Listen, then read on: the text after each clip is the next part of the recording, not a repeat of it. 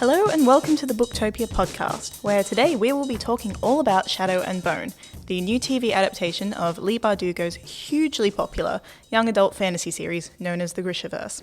I'm Olivia Fricot, senior content producer and editor of our blog, The Booktopian, and joining me today is our Kids and YA category manager and resident Leigh Bardugo stan, Sarah McDuling. Hi, Sarah. Hello. You know, I've deliberately avoided trying to hear you talk about Shadow and Bone. So that this conversation This is the can first be time fresh? we've talked about it, yeah.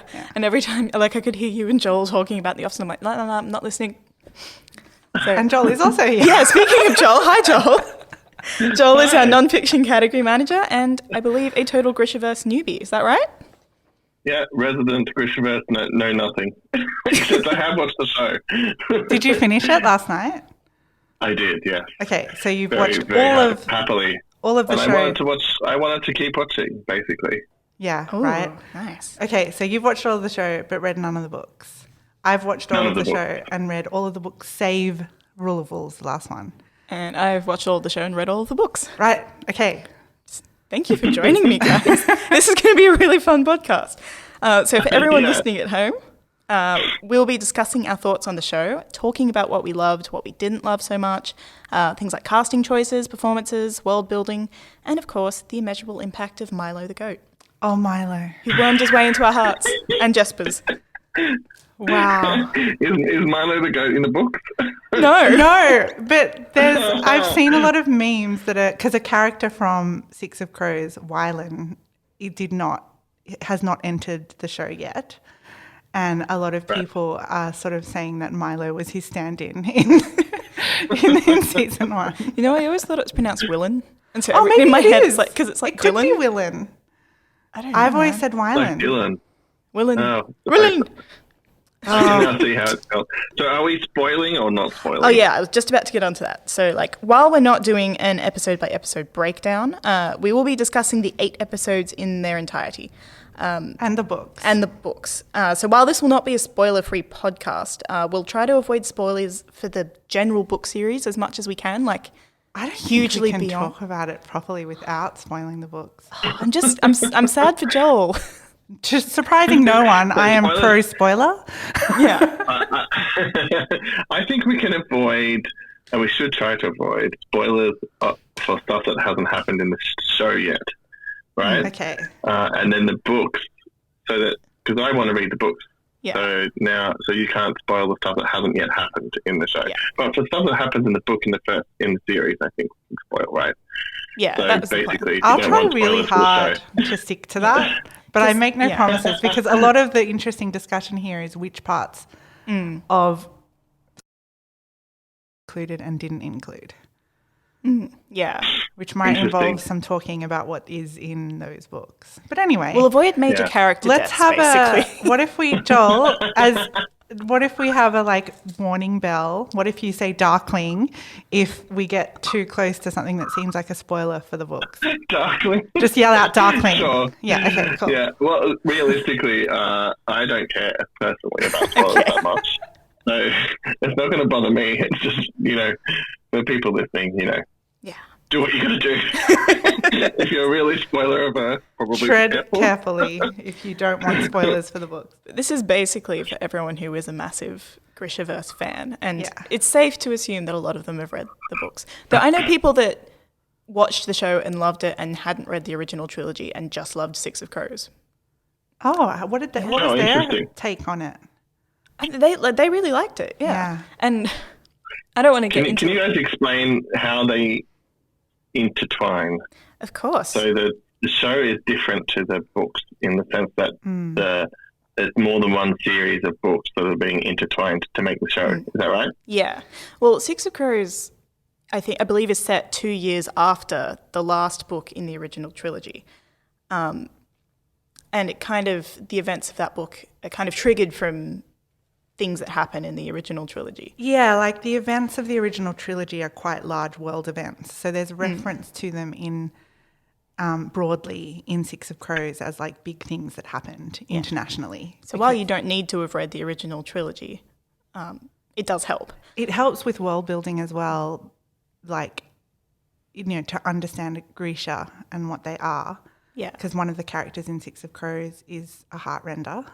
And I think it's useful world-building background to have read the trilogy. I did read the trilogy first, but I feel like I really became a fan with the Six of Crows duology. And I've read that. I've revisited that duology. And I've read King of Scars twice, and I'm really looking forward to reading Rule of Wolves. But I have not gone back and reread the original trilogy. Me neither. And now the show has kind of inspired me to do that, because I feel as though the way the movements of that first book were twined in with the characters from the Six of Crows duology was really cool. And it just made me, and I feel like, what do you feel the biggest differences are between book one and season one? I think it takes a sharp turn around about the night of the demonstration in the ballroom with Alina and General Kirigan, as he's called at this point. Because at that point, like, that's where the characters of Six of Crows come in and start interacting. Start interacting with Alina. And that doesn't happen in the books. They never meet. And I want to talk about that a little bit later, but I don't want to... Yeah. So... Shadow of Bone, while the events of the rest of Shadow and Bone, the first book, kind of do play out, they cut out a lot of stuff. Yeah.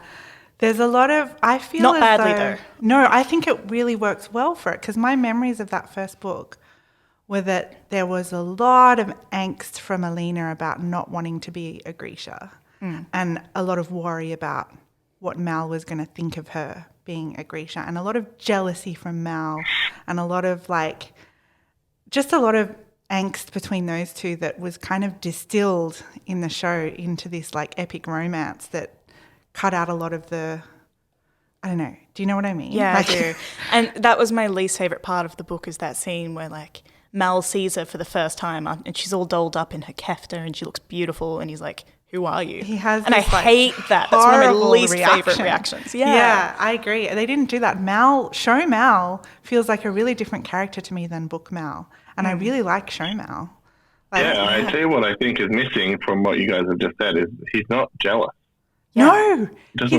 He's supportive. He doesn't seem to be any jealous at all. No, he's just confident in himself. Amazing. Yeah, so maybe they bring that out in season 2, where he's dealing with, the actual effects of living and fighting alongside the sun summoner. But maybe they're not gonna take the character that way, because there's that one moment in the show I nearly fell over, because I just feel like it's not something, maybe it is. It's been a while since I read the trilogy.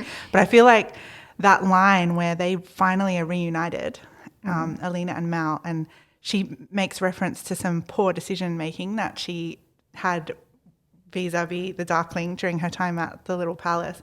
And he says something along the lines of, you don't have to explain yourself to me, or it's not my place to he steps right back from it and he's like, that's your business. And I'm like, that is a show, Mal. Yeah. It's that recognition of the fact that Alina hasn't chosen anything that's happened to her. It's literally, she's just trying to deal with it and react with it. And he's recognizing that. Yeah. And that she doesn't owe him anything. Yeah. Whereas book Mal was all very... He was a bit of a possessive of her. Yeah. He was super popular, and he's handsome and attractive and fit, and everyone loves him. Golden boy. Yeah, Zoya's literally throwing herself at him. Yeah. Go Zoya. I mean, that does happen in the show. Yeah, that does happen in the show, but it makes him such a bit of an asshole, because Alina feels so insignificant next to him, and she's like, why would anyone ever look at me? Why would he be interested in me? Whereas when she does have those rare thoughts, she doesn't let herself really think. You just never doubt their connection in the show. They're just soulmates in the show, and it really comes across very well. I think it's a very different, it's such an interesting way of seeing the same story with the same characters, and bare bones, everything is the same, but just really interpreted differently. It seems like they've made a special effort to try and maybe update the sexual politics of the book a bit, because I was reading an interview last night after I finished this series with Ben Barnes, who plays the general, and he was saying there's a scene in in the early episodes where they sort of have I think they might kiss, but that's all. And in the book, he says, and I haven't read it, so you guys can confirm, it's a lot more like he sort of pushes himself on her and is a lot more sort of aggressive. And the way it was written in the screenplay was always that she would be more assertive to try and have her have more agency. But then he decided to make it even more so. I think he said something like, "Are you sure?" And even that, even though he's like, you know, a very morally ambiguous character, I think it's still interesting that they decided to make that more complex and make it like he they still don't want to make him a rapist, right? Yeah. The Darkling asked for consent. That was amazing. I forgot. But also, and he was, and the actor was saying like that's because he wanted, even though this character, you know, is morally ambiguous, he wanted to make sure that,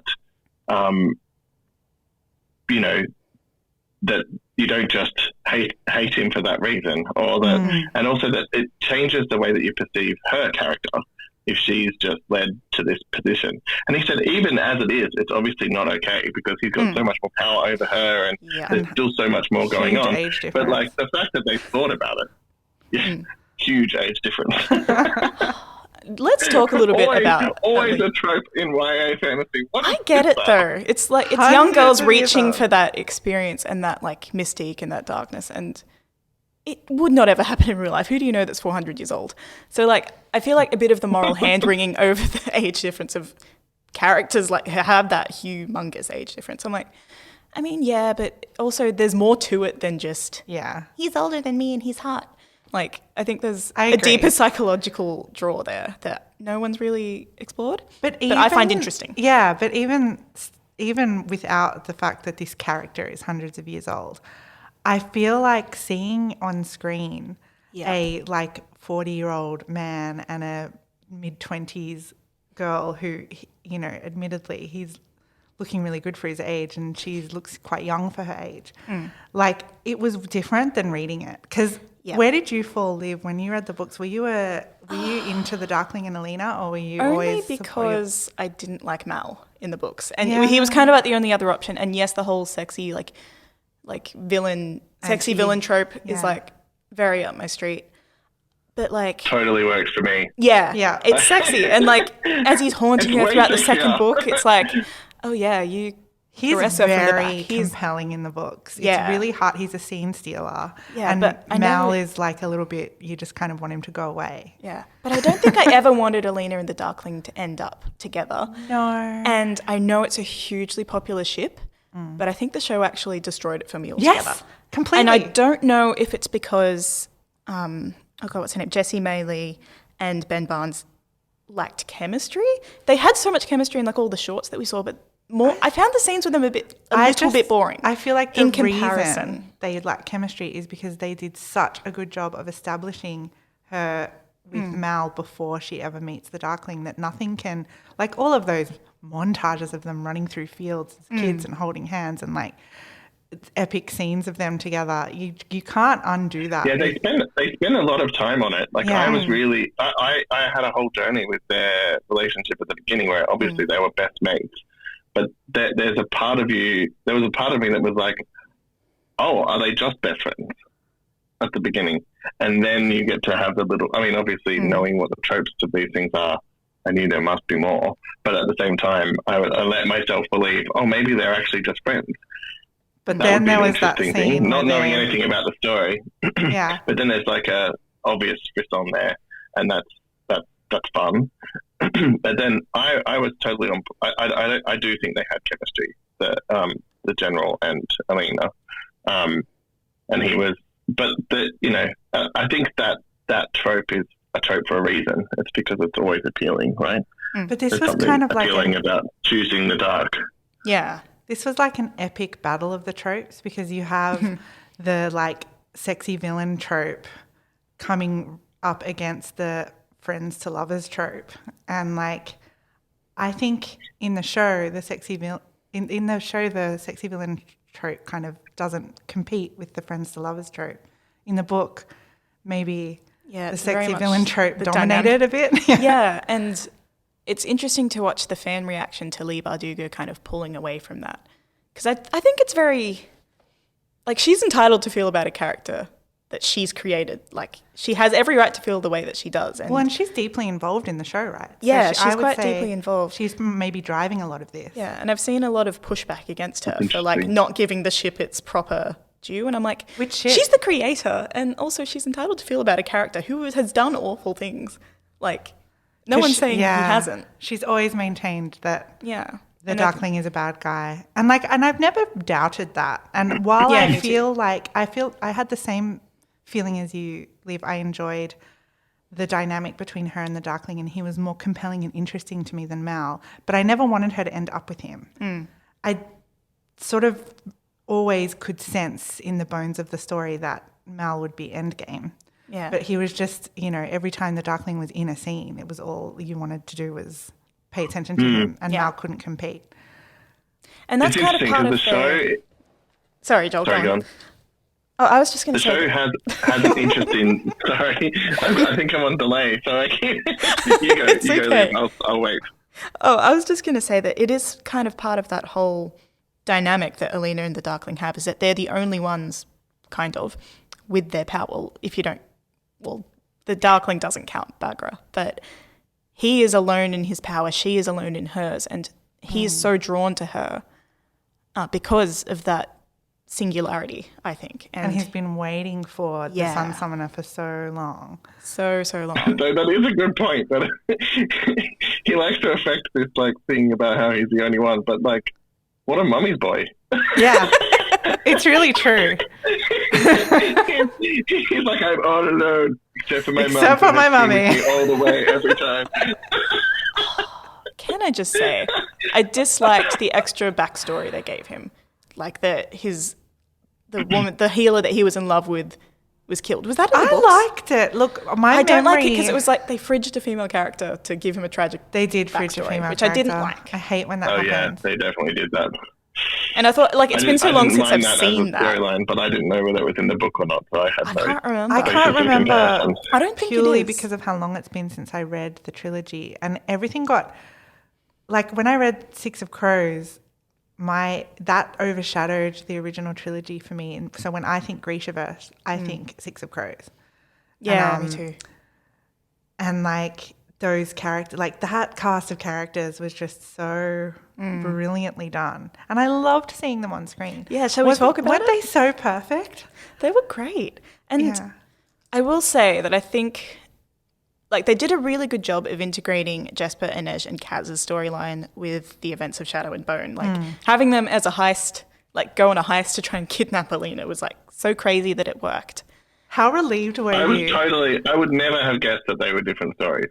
It was completely it's not even that they were all. Yeah, that all of everything that they do, those three characters do in this first season of the show, isn't really from Six of Crows. It's kind of like a prequel for them. The only events that actually happened is all the thing with Nina and Matthias. But even that, it was pointed out to me, because I remember that from the books as well. Yeah. But then it was pointed out to me that that's a flashback in the books. Yeah, and so that was makes the only sense for it to be happening at this part of the timeline. Yeah. And yet I felt that the link to Nina and Matthias, I pronounced it Matthias in the book, and so it's did Matthias. So did I.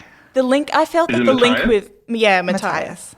I felt the link with Nina and Matthias' story was a bit weak. Well, they're not linked yet. They're not linked, and they need to happen because that becomes relevant later in Six of Crows. We have to know all of their backstory, because it's going to start at that beautiful place where he's hating her for her perceived betrayal, and she's just trying to get him out of prison or whatever. Yeah, it's great, and we need to know that. I got really confused and thought that she was the character at the beginning, the other Heartrender. Oh, yeah. At the beginning. Yeah. I thought she was the same person and that she'd worked with them before. Oh, no, they haven't met her. So they haven't even met her, which now makes sense. They were supposed to meet her clear. at some point. Right, yeah. Yeah, no, I got that. But then I thought that they had actually already met her and they were just, catching up with her again. And then it wasn't until the last episode where I was like, oh, that's right, it's a different person entirely. Yeah, just a different Heartrender. But I'm really curious to see what you guys, obviously this is another trope and possibly also a theme of the whole show or the series, is this sort of redemption arc of an extremely toxic male character. Wait, do you mean the Darkling? No, I thought he meant Matthias. Oh, Matthias. Redemption arc is such a dirty word in culture these days, but I love them. I don't see it as a redemption for him. He's just getting rid of some brainwashing, and then that's true. And he has every reason at this point in the story to believe that that it was all a trick and that she tricked him. And so now it's not so much about the end point; it's the beginning. The idea that he has spent an indeterminate amount of time kidnapping women and taking them to their death. Yeah. But this is with no compunctions. Yeah. And it's just that he meets this one that he has a bit of a crush on, and he's finally just like slightly changed his mind, and she's actually trying to engage with him. Only Nina Zenik could de-brainwash They're my favourite ship in the whole series, I have to say. Yeah, look. That's the thing. Like, I've heard this on the internet and from you guys, and I am not quite there yet with these two, because I kind of like I can't, especially because the turnaround by the end of the first season is that he hates her again. I'm like, dude, you were going to take her to get her killed. Like, this is one of those times where I feel like did that. The framing of so to put it in context for you, Joel. All of that is from Six of Crows, and it's a flashback that we get to explain the dynamic between Nina and Matthias when Six of Crows starts. And so he's, in prison and she wants to get him out, but he hates her. And then you get all of this stuff in flashback. So I guess they are as well, within the context of that story, they are just two of 6 point of view characters. And they all have their, the whole point of Six of Crows is that they're all these damaged characters with a lot of baggage, and they have to maybe morally grey. they're all kind of, criminals and thieves and gamblers and spies. And everyone's, traitors and killers, and that's their whole deal. And so I guess every single character in Six of Crows moves through some sort of half redemption that gets completed in the second half of the duology. But all you've seen is the flashback section of one of those stories. And whereas you guys have the current. We've got more context. You have a romance and where it goes to in your head. But all I have is this guy who's pretty entitled. He starts off literally capturing her and enslaving her, and then he's going to take her to a trial that he knows is going to result in her being killed. But the thing is, he believes in the validity of that trial, which I think is so telling, because the older you get, the more you realise how arbitrary the justice system kind of is. And it is true of that world. And he's fully indoctrinated into the... He's the star pupil. They haven't really introduced Jarl Brum, who is the head of the Druskella. And he's he's Jarl's top student. He's the cream of the crop, which is why it's such a big deal for him to... The fact that Nina turns him is crazy. And then to have him the star of the I can never say it, Druskella join a band of criminals in Kerch. It's wild. But we've got all that context. And people who watch the witch hunters. The witch hunters. Yeah. Right. Okay. Grish hunters, Yeah. Okay. That's not even that clear. That the only Fjorda you see are them, basically. Yeah, we haven't been in Fjorda much. Crazy guys who want to murder everyone. Yeah. You don't... Well, you go to... Well, Fjorda's kind of a big part of Six of Crows, but it's not until the King of Scars duology that you really get into the heart of it and actually get more Fjordan characters in the mix. I can't... We're straying really close to spoiler territory now, because I nearly said something from King of Scars that would give away big... Yeah, we're going to bring it back. Story stuff. Bring it back. So, why don't we talk about some of the other crows? Yeah. I want to talk about Kaz and Inej. But you look like you want to go on another tangent, Sarah. So I was going to talk about Jesper, but let's talk about Kaz and Inej, because they are I love Nina and Matthias, but Kaz and Inej might be my favourite ship of the whole thing. Oh, they are pretty great. But I feel like they did too much with the show. You think so? I thought they were quite restrained. It takes him 2 whole books to even admit that he needs her, and he's already up front and saying it. And that's a little bit frustrating, because it's Kaz is such... But he's such an emo soft boy. He's still one thing they did not go into in the show at all is Kaz's whole deal. I think if you watched the show and you hadn't read any of the books, you would get the idea that he's, a little bit emotionally repressed, let's say. Just a little. But you wouldn't get the scope of it. Impression. Yeah. And I think Freddie Carter, who plays Kaz, I wasn't 100% convinced, mostly because I was kind of looking for Tommy Shelby from Peaky Blinders, and he got like 75% of the way there, and I wasn't 100% convinced. I agree that he didn't match how I imagined Kaz to look, but I thought he captured the Kaz spirit. But perhaps you're right that he was a little bit more, he betrayed a little bit more emotion in this prequel than he does in like the majority of Six of Crows. Yeah. But Inej, I thought was brilliant. Inej was spot on, and Jesper, exactly as I imagined him. I will say that I don't like that Inej meets Alina and talks to her, because I like Inej's whole thing is that she has this faith. She has such strong faith in like the saints, and she loves Sancta Alina, and she believes in her without ever having met her or ever having had proof. Interesting. And so it kind of takes away from that a little bit, having her meet her and talk to her and be like, I find love that you. such an interesting viewpoint, because it didn't occur to me. For me, it was like, you know, when something that has never happened in the book that you kind of would love to see happens. It was like a treat. I was like, oh my God, Inej is talking to Alina. Like, Yeah. So they never meet.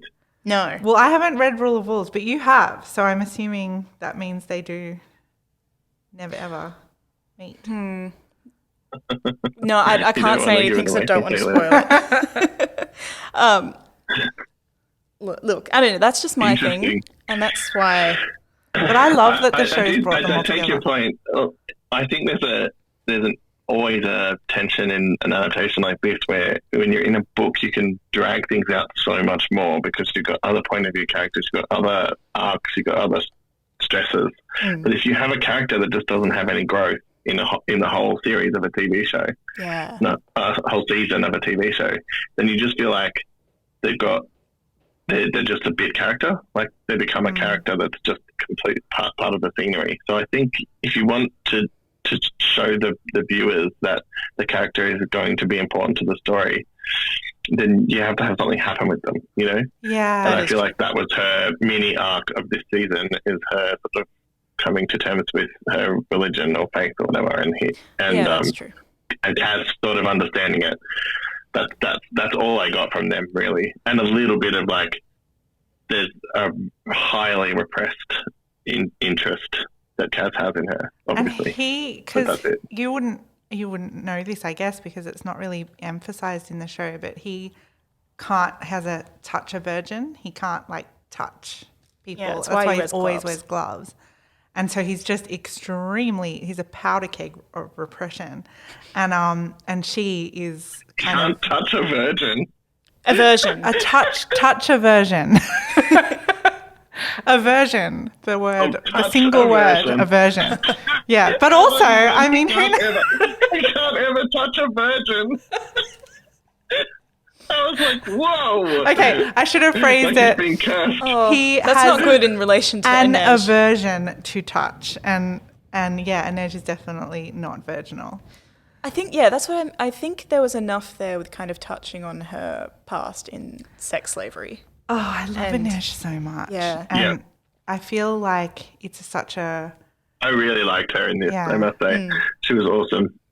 Yeah. I can never decide who my favourite character is in this world. It's all the biggest forerunners are all in Six of Crows, but also Zoya. Zoya has become, like, she's awful in season 1, but Zoya becomes one of my all-time favourite characters in the She has a Bridgeverse. great journey. Sarah said that to me yesterday, and I couldn't believe it. She's worse in the books. There's a lot of, like, what I don't like about Shadow and Bone is there's a lot of, like, bitchiness between Alina and Zoya, and it's all a bit like, I'm not like other girls. And it was like, I was reading a couple of people talking about this on Twitter, and they were like, it was early 2012. That's what all YA was like. Ago, yeah. Or a lot of YA was like, were expected, and we've come to outgrow them a bit, and we expect more, or we expect something different. Yeah. But this was written, so post Me Too that it's like not even. We have the Darkling asking for consent. Yeah. I love getting. Yeah. I love the way the show has provided the opportunity to revisit the story and kind of alter it a little bit in that way. Yeah. So like you still have Zoya's essential like. She's still bitchy. She's still bitchy, and like her whole thing is that she's like, she has quite a sad backstory as well. And she strives for perfection because she can't be anything else. And she was the Darkling's favourite, and then Alina shows up. Of course, you'd be pissed. And I like that they toned it down a little bit less. Yeah. You get a little bit less of it being like you get the moment where Zoe comes into the Darkling and says, well, I used to call on me, blah, blah, blah. But then you didn't get a strong impression before that of just jealousy. It's more, I've got the impression that it's more complex than that. The reason that Zoya doesn't like Alina at the beginning. And there are characters that haven't come into it yet that are part of her story that I just can't wait to see play out. And that's all I'll say about that. Oh, I know. That is spoiler. I quite liked her by the end of the season. And then, even the fact that she says to Alina in the last episode, like, I still don't like you. Because she's still Zoya. She's still got to be Zoya. I loved in that final battle in the show where she switches sides. That's a trope I love in anything, is when someone, on the side of bad that you've come to empathize with, you really want them to cross over. And that moment when they do and they start fighting with your faves and you're like, yay. That was just getting flashbacks to Return. Not what is it? The Last Jedi? Not The Last Jedi. The one before that. The Rise of the Skywalkers. No, the second. No, it's The Last Jedi. Yeah. In that scene where Rey and what's his name, Kylo Ren start fighting together, and it's so good. Oh yeah, you love it. I love those moments. That moment when a villain becomes a hero, it's really great. And to see Zoya joining the good side and also have Kaz and Jesper and Inez part of that good side, it was just a joyous experience as a fan of the book. I loved that in this series the side characters get to shine a little. Yeah. Which is, I'm trying to segue this to talk about Jesper. Sorry, Joel. Joel, speak. Joel, I'm sorry. I was just saying the final scene in not the very final, but one of the last scenes in the TV series, which is that group who had fought him in the fold, all sort of hanging out together, and I was like, oh, I like this gang. It was kind of fan servicey. It was. I loved it. Fan-servicey. It was like the episode of Game of Thrones where they all just hang out at Winterfell and chat. Like, I really liked seeing them all together. It was wonderful. Yeah, but I'm getting the impression that's not an ongoing gang. Nope. So well, they've all got very separate stories to go through. Yeah. That happen in like different parts of the world. But they will all, interact at some Game point. of Thrones, definitely in that sense. Yeah. Speaking of Game of Thrones, this show was really violent. It was. Parts. Like, I was not expecting, except we had people getting sliced in half on screen. That Fjorden slicing apart. And steaming in the snow. That turned my stomach a little. And the scene that got me was when Mal and his two friends, I'm sorry, I cannot remember their names. They get attacked by Fjordans because they cross over into enemy territory. Yeah. And as he comes to, one of them is being viciously stabbed.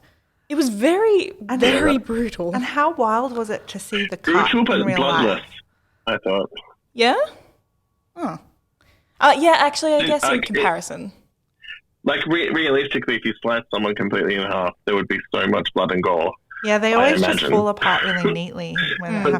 But it was like an anime, Yeah. It was still very cartoonish in that sense, even though it was very... Yeah. It's one of my violent. least favourite things is when someone gets cut in half and it takes them a second to realise they've been cut in half and then they flop on the ground in two pieces. I hate it. I'll be happy to never see that again, to be honest. Yeah, that is true. It's such a weird trope. I know. It is weird. Who wants that? I don't understand why we keep getting it. But one thing I really do like is the way, so having read the book and the Darkling's signature move of the cut and seeing it in real life was, and also seeing the Grisha hand movements in real life was wonderful, because when there's such a, I don't know, everyone reads differently, but often I will just take the concept of something and run with it in a story and not actually pause to imagine what it looks like in my mind. And I don't think I'd ever fully imagined what the cut would look like or what those hand gestures would look like in reality, and they were visually, I loved it. It fell a little flat for me, the hand movements. Really? I was a bit too reminded of the terrible live-action version of Avatar: The Last Airbender. And I don't know. Yeah. Just, One of the I found worst the hand movements a little adaptations bit cartoonish. Oh, I But the thought that it was actual, good. like the actual I effect. didn't mind that. I don't know. I That's don't just know. like I a didn't very, mind the very effect. tiny gripe that I have with it. But I also felt that the final battle was very underwhelming. I found the last Really? episode the weakest. Yeah. Oh my God, I Like- thought it was amazing. When the Darkling manipulates Alina and like expands the fold, we barely see anything actually happen apart from that first wave of people get taken. Like I wanted to see the town panicking. I wanted like I was so caught up Oh, in. yeah. I wanted more from that scene, and it just fell flat. And it was like you didn't realize the actual scope of what had happened and what Alina will now be blamed for. You know what I mean? Right. From my Like- point of view, I thought, well, maybe again, it's just context Yeah, because that's I a know really a lot good of what's point. coming. But I felt it because Zoya was there saying my family lives there. And so that was, to me, that raised the stakes Yeah, but and you don't understood. see her family. Yeah. You don't see anything So you can't actually happen. connect to them on an emotional level. It's a really good point. I actually, as someone who hasn't, I was like, oh, maybe they headed off the worst of that. No, No. they did I not. don't know what actually happened. Yeah, because it's like Did such a the big whole part town of get absorbed or what? basically, or most of it at least. There'll be consequences shown probably next season. And it weighs so heavily on Alina because it was part of, she had no agency. It had been removed from her and her power was manipulated to make this happen. And it's Speaking awful. of, It's an awful moment for her and it weighs on her so emotionally heavily. yeah. That didn't make sense, but you know what I meant. But is it her power that gets like? That's the part that I find confusing about He all stopped of her it. Is from, like he like- needs her to control it. So when Yeah. he goes She's the only thing that can. the way that the Go on. reason he's been waiting for so long, as I understand it, correct me if I'm wrong, Liv. Again, it's been a while since I read the first trilogy, but he's been waiting for the Sun Summoner for so long because he can't actually enter the fold. When he enters the Volcra are fold, drawn the to him. Volcra like attack him, as we see them do in that. Once she takes her power back, they all land on him. As it turns out, I guess he could have gone into the fold and been attacked by them ages ago and like just enslaved them. But anyway, Yeah, he's that last avoided scene, the fold. very last scene of the series was so very scary. cool. Where he's like, Yeah, but he's spent hundreds of years Yeah. thinking that he can't ever go in there because he'll be destroyed, and he needs a Sun Summoner because the combination of their powers would allow him to be in the fold and controlling the fold. yeah. But he So has now to also. he can expand it at will, and he doesn't get hurt when he goes in there.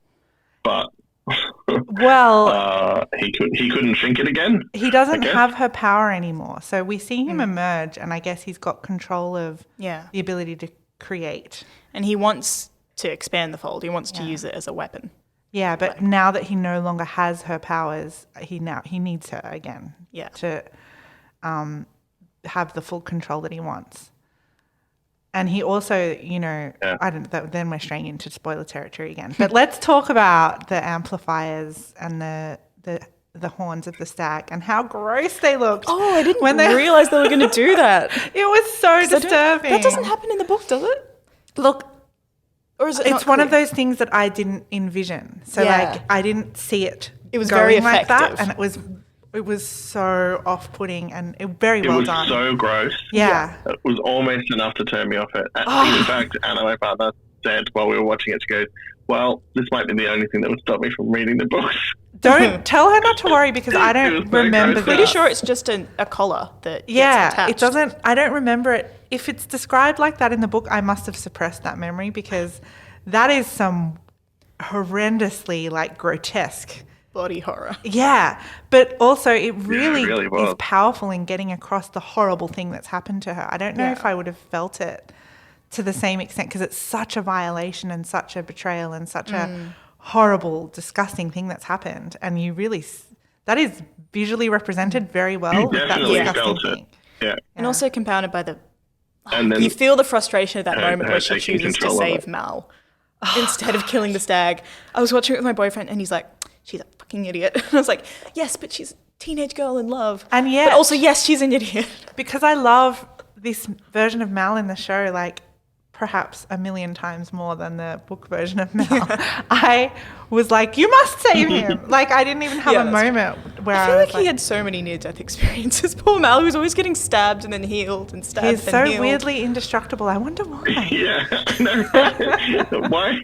Why hasn't he died? Like, the wounds that they showed him having are so bad, and then he's still, like, carrying a backpack at the end. And All we'll he's say, flat Joel, out for is the next 4 months. you've just got to keep watching. Perhaps there's answers to those questions. Who knows? We know. Okay. We do. Spoiler adjacent. Darkwing. We are heading on close to like 40 minutes with this podcast, and we haven't talked much about Jesper, who we were going to talk about, and then we got sidetracked. But I love him. Stole the show with Milo. Yeah. Kit Young, if you ever listen to this, we love you. You were perfect. Never has. I adored him. Yeah, He was so good. and you would think as well. Oh, this is. Is this I can't spoilery? say that. Okay, I'll say something else. So he is the closest I think any adaptation of a book character ever that I've seen in any adaptation. Never has it been so exactly as I pictured. He Wow. was just was nice. Jesper. Yeah. Oh, and the way he was with those guns, like, it was Yeah. so cool. What an amazing and should we talk about Milo the Goat? Because what a delightful surprise. I loved the whole reveal of, oh no, the goat is for you. I know, at the was a end, brilliant when moment the of- goat has the of light bullet. in a very dark moment. He's like, I'm not sacrificing the goat. I loved that crossing scene. Like, Yeah. Even though it kind of is jarring to think of like any of the crows crossing the fold, Yeah. it's so funny, that scene. It makes it so well worth done. it. And then I think it's an episode later, or perhaps, yeah, it's much later when they're in the bar and they all Jess was like, well, that was, and then they have a little flashback scene where it's just all of them screaming and the goat. Like, I really loved that moment. I laughed so much. Because sometimes when they add those funny, stupid little things, like it grates. Like the one thing I can remember is do you remember the shrunken head from the third Harry Potter movie in the night bus, and it's got this Jamaican accent and it's like borderline Oh, yeah. racist, and it's That was like you awkward. watch it back and you're like, oh God, why? Yeah. I was so worried it was going to be like one of those moments, but Milo Instead, lives on in everyone's hearts. even just the first mention of the goat was funny when he's like, okay, you get I need gunpowder and something Coal else and- logical and a goat and Kaz was like, I'll get the goat. I'll get the goat. And it's a very cute goat. Oh, Milo's the star of the It is a show. very cute goat. I was like, I want Yeah. a goat now. Dangerous thinking. Who knew they would be so like I quite cuddly? like that. I quite like that Jesper starts off as like your classic fucking liability character. You know, like he's joining the team, but I mean, yeah, you can shoot, but geez, come on, guy. Like, you know, he's got one job is to get the coal, and he then brings down Yeah. the entire force of soldiers on them, He's and got then that. like you Yeah. just feel like he's a Han Solo character. Is He what he is. really is. Yeah. He's Oh, so that's good. such a good analogy to make. He's a rogue. I love those characters always, and so he was just brilliant. And then to have him be gay as well was so Yeah. great. I loved that. And I mean, I haven't read the books. I assume he is in the books too. But he it's just a wonderful He literally got a twist hay on roll. an I'm so existing happy for character. him. He does. Yeah, And totally. look, I don't think this is too spoilery to say, but like, you know, Jasper has a whole story that plays out over 2 books, and there is perhaps a character that we haven't met yet that might be involved in his storyline. You would think that seeing him, you know, with other people, you'd be like, oh, that's not right. But it was amazing. cute, It was yeah. wonderful. I'm like, you have your fun. You get yours, Jasper. Yeah. I always a little bit want to call him Jasper. But I love Jesper. It's just, It's such a good name. it's sexy and it's fun and it's cheeky. It's unexpected, just like Jesper. Yeah. And he has a name. real problem with gambling. Like, it's a real Yeah, problem. It's that's not true. just there for, like, lols. It's something that he actually has to deal with. Because it also becomes a Yeah. liability. Yeah, it's a real liability to have a gambler on I mean, your it's already heist a team. liability. Yeah. And the problem is that, like, Kaz can only see people in terms of their liabilities for the mission that they end up on later. Yeah. And it's about him acknowledging them as human beings as well and admitting that he cares about Oh them. my God, I love you know what I those. mean? I love that. I love the crows so much. How much did you want to like scream for joy when you realised they were going to pull that heist and get the plans for the little palace? You're like, they're heisting. They're heisting. It's time. Sound the heist siren.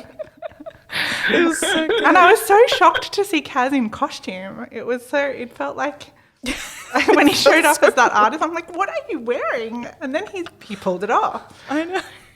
Yeah, that was also a classic heist trope Yeah. of the let's dress up in a soldier's costume, even though we're from a different country, wouldn't have the same accent, and nobody knows us. And I'm sure it will work. It's totally fine. I just love that. I've always loved that trope because you just think, I mean, it works. I guess it works in Star Wars because they literally can't see each other under the helmet. Anyone But these, they can see each other's faces, and these soldiers would have all trained together. Like, how would they not And they're like, recognize who's that there's this a guy guy? there that they've never seen before? But we all just accept it in a show like this, and I still loved it. Because their second it was heist isn't a great. fun heist. It's you have to go get this thing that's has very serious complications and consequences for this world. If you don't pull this off, we're in trouble. Yeah. And But there's seeing not a lot them- of fun hijinks in Six of Crows heist, but this one was fun. I mean, it's fun in a way, but you're right. The stakes are really high. It was fun to see them just do all of that for a map. Like, it was just like, no one's life is in the balance here. We want you to get the map. I'm glad to see you get the map. It was fun. Yeah, it was fun. And It was comic relief to some extent in the show that was otherwise fairly dark when you think about what was actually happening. Yeah, So I think you did need something like that happening. Otherwise, very true. the show would be a little bit grimdark, I think. It would. you do get the sense it's trying. There's a void, a Game of Thrones void, and I feel like at the moment, The Witcher and Shadow of Bone are like kind of going toe to toe, just going, who's it going to be? I think, I mean, this is off topic, but I think the thing that will eventually fill that hole is the Lord of the Rings show. But Or the Wheel of Time. The Robert Or the Wheel Jordan of one. Time, yeah. That could come through and surprise. Yeah, this to me, I mean, I know I don't think there necessarily needs to be one show. Yeah, that me fills the neither, hole. I think but that's the brilliant thing. is I'm that putting all of my these shows studio have- executive's hat on. You know what I mean? Like they're going, there's a power Yeah, it vacuum makes here. sense. We It need to does make fill sense. it. one thing we can thank Game of Thrones for is paving the way to have all of these fantasy shows. Yeah. Because Yeah, exactly. High budget fantasy I shows. love these shows. I love that we're getting a Throne of... We're getting everything. we're getting... Yeah, what was I... I love that we're getting a Shadow and Bone show. I love Shadow that and we're Bone getting... And it looks Witcher. good. It looks I love pretty that we're good. getting... Yeah, it's great. And they may not have all been made if we hadn't had Game of Thrones to bring fantasy into the mainstream. But yeah, what a strong first season. How many seasons do we think it's going to get? I was trying to think about this because I don't know where they're going to take the Crows next because the events of Six of Crows doesn't happen until 2 years after Shadow and Bone I think trilogy they're going to ends. bring it forward. So You reckon? if Actually, I that had makes to sense. guess, I would say they're going to... Okay, again, mild spoiler. Part of Six of Crows, world is a drug that enhances Grisha powers. And I feel like that would be a good complication to add to your second season. And it gives... Yeah, especially if the Darkling wants to get hold of that. Yeah. So if they bring all of that forward a little bit and we have some version of events in Six of Crows going on in tandem while Mal and Alina are off with like characters with that we haven't met yet Yeah. that are important, dealing with their stuff. You And just say Sturmhond, it's fine. it's true, right? Because that would mean nothing to anyone. And so... It means nothing to me. yeah. He's the best. Anyway. Yeah. I so look forward to season 2 just to see them. But I guess we've got to wait at least a year. Yeah, if have not they longer. actually confirmed a second season? Or is it just... I will be devastated. I know. They can't. It's so successful. I feel Yeah. like this They is would. so They would relevant. 100%. If they haven't yet, they will. Because Yeah. it's already very successful, I think. So. It seems to have been so well received. I haven't, like, everyone seems to love it. Yeah, it's true. And it's Yeah. it's certified No, fresh I from was- Rotten I was really Tomatoes, impressed. whatever that means to you. Has there been a big uptick in sales of the books? Yes, there has. Excellent. We had some issues sourcing a boxed set in Australia. So, we've got bundle set up to get the first 3 books together at a good price. That's fun. Now we've gone to a really salesy point. Yeah, Pop on web to www.booktopia.com.au. If anyone has the second and third book in the original Grisha trilogy with the original covers in hardcover, you want those. I would like those because I started this series and I bought the first book and then they changed the cover while I was it must have been, the plans must have been in The motion for a original while. covers were I got one of the really last good. original covers and then the second and third turned up and they had new covers and I'm like, I remember that. You were so mad. yeah, I know. It's You'll the, have to petty, go it's the to- little petty things. I've looked on ABE books. There was someone selling them on Depop for $100 and I was like, I am not paying that, or am I? You might need to replace your first book in the new covers. But I don't want to. I like the old ones. I've got a proof. This is how long ago I read Shadow and Bone, is that I got a proof before the publication, the Australian publication of it, where both books were out overseas. And so they created this proof for the Australian market where books 1 and 2 were bound together. Oh, So I've still got that. That's how I read books 1 and 2, is in this bound proof. interesting. And then I went and as soon as book 3 came out, I got book 3. I talk about all the issues I had about not liking Mal and stuff, but I was still so into the story, and I definitely it's a wanted great to read story. it. It's just that I didn't. I guess Six of Crows came along and just upped the ante so much for me in the series that it's now my favourite. Yeah, and it's it's so saturated in the market that any time a heist YA book comes out, everyone's like, oh, it's just doing Six of Thrones. Six of Crows. I keep wanting to say Thrones as well. There It's are because so of many. Game of Thrones. Yeah, but there are so many great heist thief books already in the YA sphere and after that. Yeah, what's that one? It's adult fantasy and The Gentleman Bastards. Lies of Lochlamora. Yeah, Scott Lynch. that's I love that. that's a great fantasy heist. Yeah. Incidentally, if you're looking for more read-alikes of the Shadow and Bone books, we put out a blog post yesterday, which is books that have Slavic fantasy themes, but also heist themes. So head on over to the blog at Yeah. www.booktopia.com.au. But no, really, I had so much fun putting that post together because I asked you and I asked Eden, who's Sarah's assistant, and Yeah, I love a fantasy heist, and I do feel that Leigh Bardugo's YA fantasy heist really did start a wave, because now we've seen a lot of similar ones. Did you come put the up. Night Watch in? oh no, I didn't. Shivers. We should have I didn't discussed read this with your follow-up Joel. post.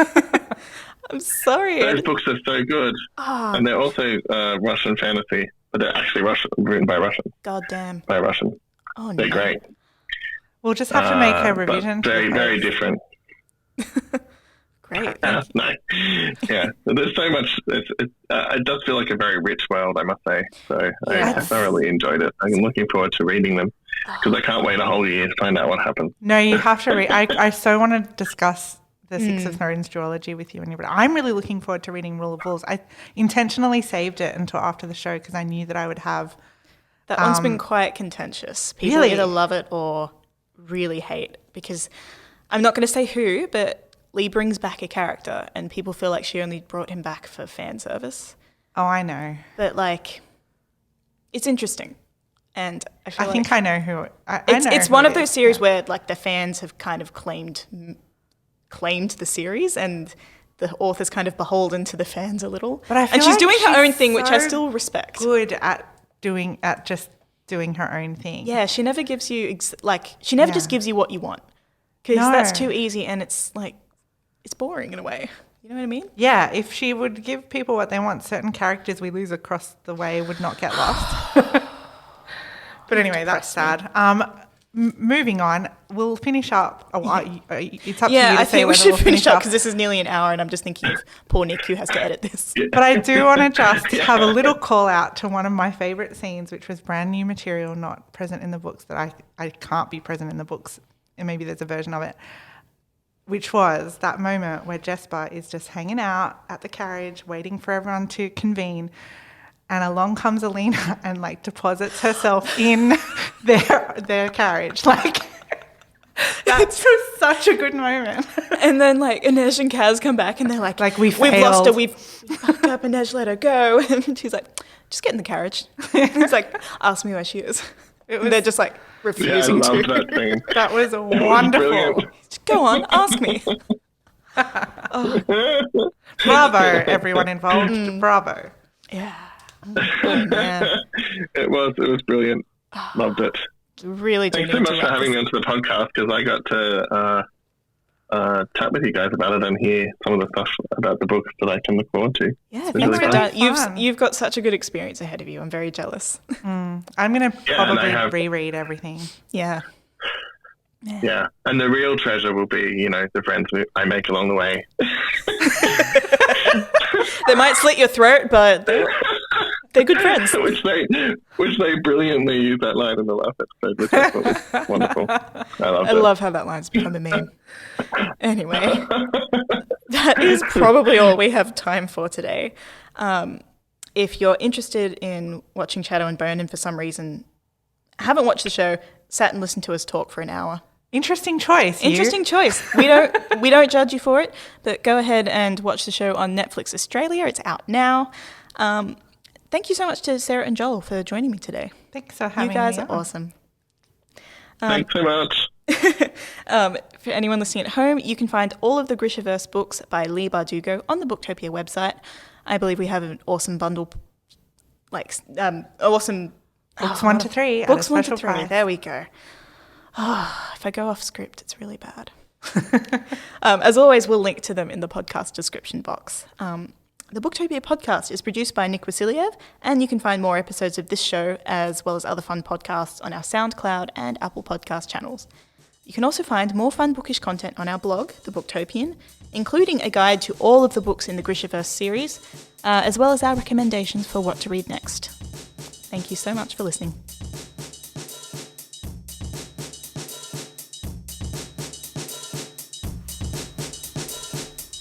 Thank you for listening to the Booktopia podcast channel. Don't forget, you can subscribe to us on SoundCloud and iTunes for free and get access to hundreds of author discussions, book analysis pieces and more. Or, if your eyes need a workout, head to Booktopia TV on YouTube. Don't forget, for all books featured in this podcast and for access to a whole bunch of other fun content on our blog, head to Booktopia, Australia's local bookstore, at booktopia.com.au.